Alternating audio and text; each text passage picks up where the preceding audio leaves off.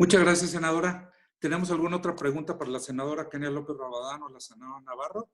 Si no pudiéramos pasar con, tendríamos dos intervenciones más. La senadora Xóchitl Gálvez, en primer lugar, comentándonos sobre la denuncia que presentó, y finalmente el senador Damián Cepeda, que nos quiere hacer un comentario final del tema económico.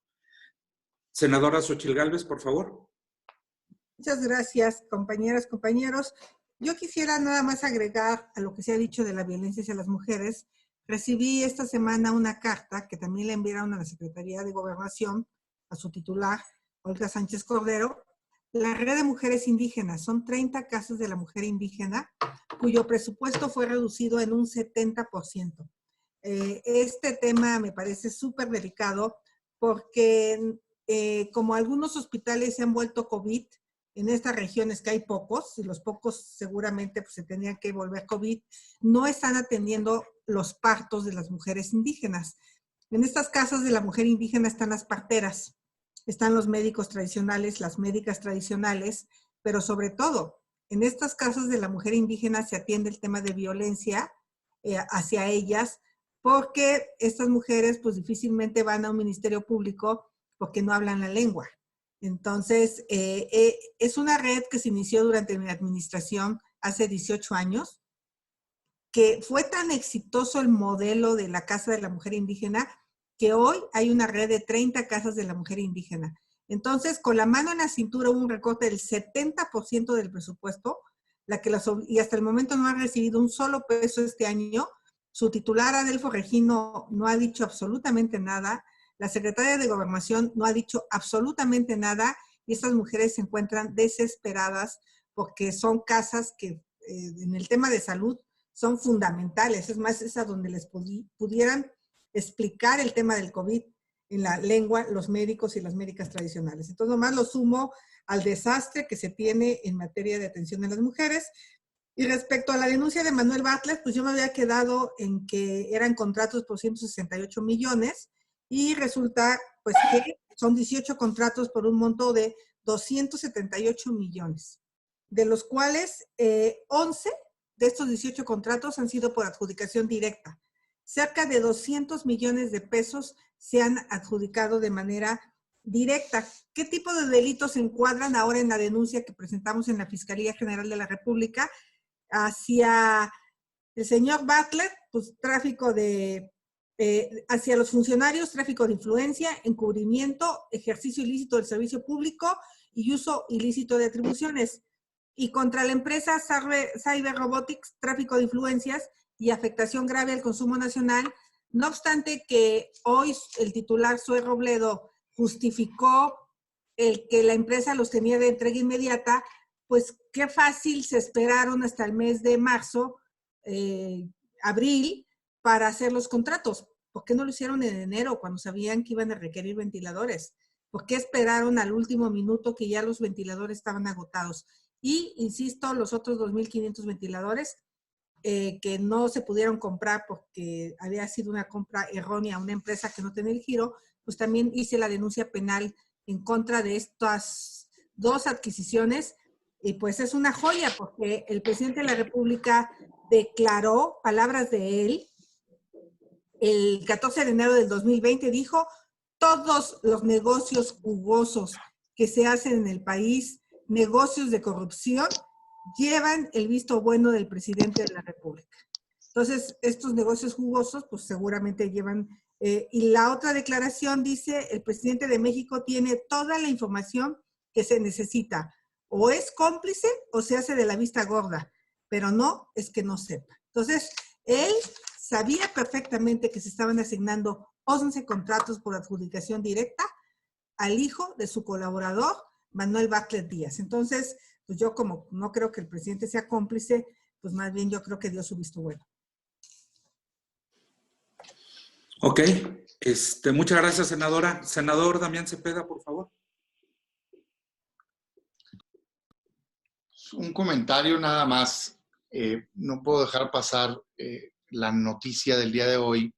La Organización Internacional del Trabajo acaba de dar a conocer la cifra que estima de impacto a los trabajadores informales en el mundo y particularmente en América Latina. por la crisis del coronavirus. Y es impactante. Estima que el 90% de los trabajadores informales, hasta el 90%, 89% de hecho maneja, van a tener una condición o pueden tener una condición de pobreza derivado de la crisis del coronavirus. Es momento de actuar en México. Este dato se suma a los muchos más. No puede estar el presidente ajeno a la realidad.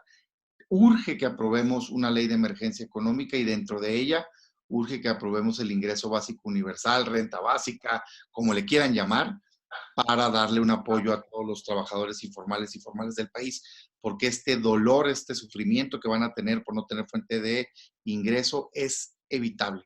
Y hoy el presidente una vez más parece estar perdido completamente. Su comentario de la mañana, esta noticia en el ambiente, 90% de impacto, más las demás, y su comentario es, si una empresa quiebra, pues quiebre, y que se haga responsable los empresarios.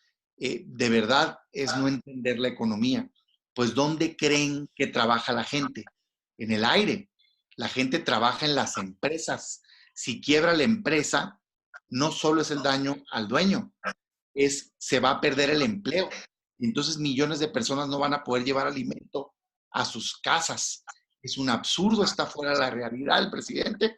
Por eso es momento de actuar en el Poder Legislativo con una ley de emergencia económica y con el ingreso básico universal. Perdón, pero quería hacer referencia a este dato de la OIT que es brutal y a pues, completa pérdida del presidente de hoy. Gracias. Muchas gracias, senador Cepeda. Compañeros, quedamos abiertos a preguntas y respuestas generales. ¿Alguien que quiera participar?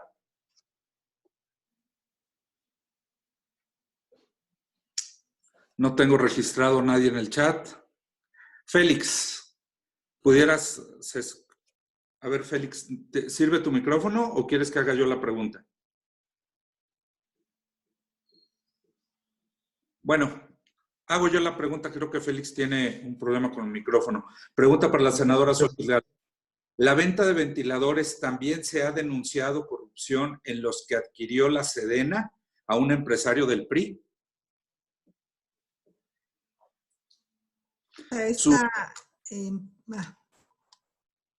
Ya está abierto. Mira, todos los días nos llega información como esta. Habría que revisar a qué empresario del PRI se le adquirió. Todo indica que Cyber Robotic le vende desde hace 10 años a gobiernos. No es novedad. El tema de lo que llama la atención concretamente es el sobreprecio. Tendría yo que saber cuál es la empresa, si me la haces llegar a mi correo o a mi WhatsApp, y yo te contesto si es de la de Levantic Global Group o es una nueva investigación que me estás dando una pista para buscarle hoy. Ya me volví una experta en buscar contratos en Compranet, pero no la tengo a la vista, pero la prometo revisarla, buscarla. Concretamente la denuncia es contra Cyber Robotics y los funcionarios públicos y contra Levanting Global Group por los 2.500 ventiladores del Seguro Social. Esas fueron las dos denuncias que se presentaron hoy. Y por cierto, la Fiscalía General de la República sí está abierta. Me recibieron perfectamente las denuncias con muchísimos cuidados, con protección de ambos lados, pero ¿cómo va la gente a denunciar la mala atención en la función pública de médicos, de falta de medicamentos, de maltrato? Si la Secretaría de la Función Pública es imposible llegar, no hay quien te atienda y por internet su sistema es una porquería. Muchas gracias, senadora. Tenemos una pregunta de Angélica Mercado para el senador Damián Cepeda. Viene circulando, entonces me pide hacerla. Dice que si ya se presentó, que si ya hay iniciativa presentada sobre la ley de emergencia. Sí, mira, ha habido polémica al respecto porque un senador de Morena afirmó con una completa falsedad que no existía. Hay nueve veces hemos ingresado los temas. O sea, ingresamos primero la reserva en el debate constitucional para que se pusiera, junto con los programas sociales, el ingreso básico universal. Después hicimos una propuesta de reforma constitucional para el propio ingreso básico universal. Después una reforma a la Ley de Desarrollo Social para el ingreso básico universal. Después sumamos todas las propuestas, ingreso básico universal, apoyo a MIPYMES, prórroga fiscal, todo en una ley de emergencia económica que presentó el grupo parlamentario, que es muy completa, que establece cuándo entra, la reasignación que se tiene que hacer y le pone un destino concreto al recurso, que es dar este apoyo directo a trabajadores informales y formales, apoyar a MIPYMES, exención fiscal y demás. Luego, ahorita que iniciaba la permanente, las volvimos a ingresar, precisamente empezando esta nueva etapa. Entonces, no hay una. En 9 ocasiones hemos metido los instrumentos, pero si hubiera un documento que debatir, es precisamente esa iniciativa y se las hacemos llegar, va a estar a disposición, aquí Sergio se las va a poner, de ley de emergencia económica que junta todo, o sea, junta apoyos, repito, a las, digamos, fuentes de empleos, apoyo al trabajador, ingreso básico, exención fiscal, todo en un solo instrumento. Y es momento de que el legislativo asuma su facultad, o sea, queda claro más hoy con las declaraciones que hace el presidente, parece que tiene un odio con el sector productivo, que él no lo va a hacer. Entonces, el Poder Legislativo tiene que asumir sus facultades y estar a la altura de lo que requiere México. Si no apoyamos a los mexicanos, trabajadores y fuentes de empleo en esta crisis, va a ser mucho más profunda de lo que debe ser, va a haber un dolor que era evitable y se va a tardar mucho el país en salir adelante, porque va a haber desempleo, va a haber pobreza y va a haber hambre. Es momento de actuar y los programas sociales del presidente no alcanzan. Esto lo hemos dicho muchas veces. No puedes resolver una situación extraordinaria con acciones ordinarias. Los programas del presidente, qué bueno que existen, pero no le pegan a la población afectada. Le pegan al adulto mayor, que no está la mayoría en la población económicamente activa, qué bueno. Le pegan a los niños, preprimaria, primaria, secundaria y prepa, qué bueno, pero tampoco están ahí. Y le pegan solo a 1 millón de personas en Jóvenes Construyendo. Hay 56 millones de personas en población económicamente activa, 60% son informales y esos nadie los está apoyando. Por eso el PAN está proponiendo esta ley de emergencia económica que está ingresada una y otra vez y la vamos a meter en cada sesión para que quede claro que por ahí es la solución. Muchas gracias, senador. Tenemos otra pregunta de Félix Muñiz que me pide hacerla para la senadora Navarro y López Rabadán. Nos pregunta que con los problemas que hay en los hospitales, si no sería necesario conformar una comisión legislativa para que investigue este tema. Quien guste que responder.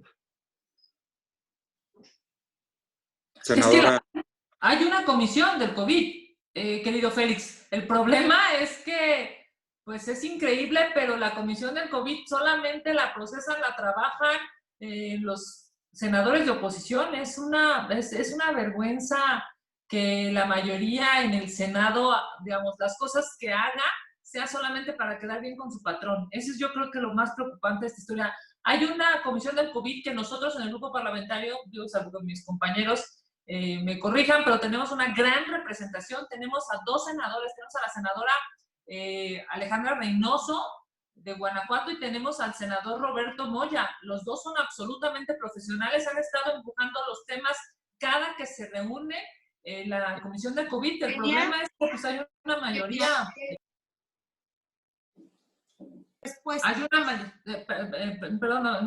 Hay una mayoría de Morena que es una cosa complicadísima, que puedan entender que las cosas son para los mexicanos y no para los, digamos, para el presidente. Nadia, perdóname, a tus órdenes. Es que Félix te estaba haciendo señas que no escuchaba tu respuesta. En el video que estamos grabando y que les haremos llegar se escucha bien, ¿eh? ¿Sí?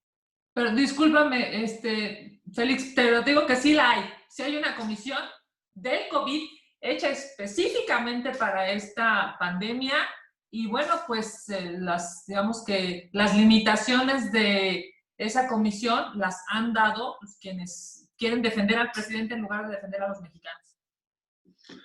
Tenemos otra pregunta para quien desee responder. Es en cuanto a las sesiones presenciales de la Comisión Permanente, ¿cuándo tendrían lugar? Pues bueno, a mí me gustaría comentarte, Félix,